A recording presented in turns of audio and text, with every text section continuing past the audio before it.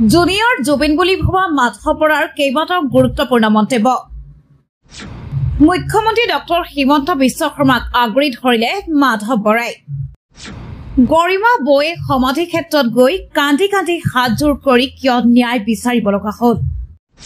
আহক প্ৰথমে জুবিনদাক ভাল পোৱা সকলোৱে লিখো জাষ্টিছ ফৰ জুবিন গাৰ্গ। সম্পূৰ্ণ ভিডিঅ'টো চোৱাৰ বাবে চেনেলটো ফ'ল' কৰক আৰু ভিডিঅ'টো শ্বেয়াৰ কৰক। গৰিমা বৌয়ে কান্দিবলগীয়া কিয় হ'ল? সকলোৱে কান্দি আছো, এইটো অসমৰ মুখ্যমন্ত্ৰী কিয় বুজি নাপায়?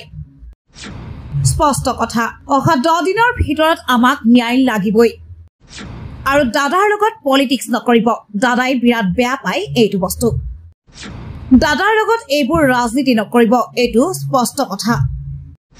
এইজন আন কোনো নহয়, এইজন জুবিন গাৰ্গ। ৰাজনীতি নেখেলিব দাদাৰ লগত।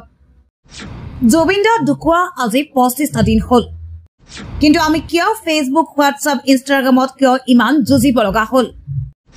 গৰিমা বৌয়ে কিয় সকলোকে হাতযোৰ কৰি ক'ব লগা হ'ল জাষ্টিছ ফৰ জুবিন গাৰ্গ? কিয় অসমৰ মুখ্যমন্ত্ৰীয়ে বুজি নাপায় কিয় এনেকুৱা কৰি আছে? লাখ লাখ ৰাইজৰ প্ৰশ্ন, জুবিন দা ন্যায় পাবনে? যদি ন্যায় পায় কেতিয়া পাব? কিয় গৰিমা বৌয়ে কান্দি কান্দি ন্যায় বিচাৰিব লগা হ'ল? আমাক জবাব লাগে, আমাক উত্তৰ লাগে, আমাক ন্যায় লাগে। News desk report N8 Assam. নমস্কাৰ, মই মাধৱ বৰা। জুবিন দা অনুৰাগী হিচাপে মই দুই এষাৰ কথা ক'বলৈ বিচাৰোঁ।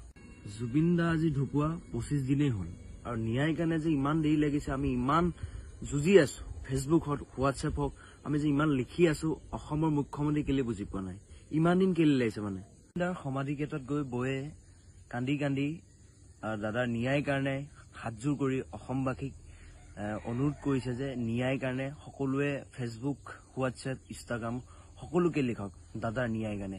আৰু গৰিমা বৌয়ে কান্দিবলগীয়া কেলে হ'ল? অসমৰ মুখ্যমন্ত্ৰী কেলে বুজি নাপায়? সকলোৱে কান্দি আছো, সকলোৱে ন্যায়ৰ কাৰণে আমি যুঁজি আছো। ন্যায় অহা 10 দিনৰ ভিতৰত আমাক ন্যায় লাগিব, এইটো স্পষ্ট কথা। এইটো আৰু দাদাৰ লগত পলিটিক্স নকৰিব। দাদাই বিৰাট বেয়া পায় এইটো বস্তু, আৰু দাদাৰ লগত এইবিলাক কথা আলোচনা নকৰিব, ৰাজনীতি নেখেলিব। এইটো স্পষ্ট কাহিনী, আন কোনো নহয়, এইটো হ'ল জুবিন গাৰ্গ। ৰাজনীতি নেখেলিব দাদাৰ লগত।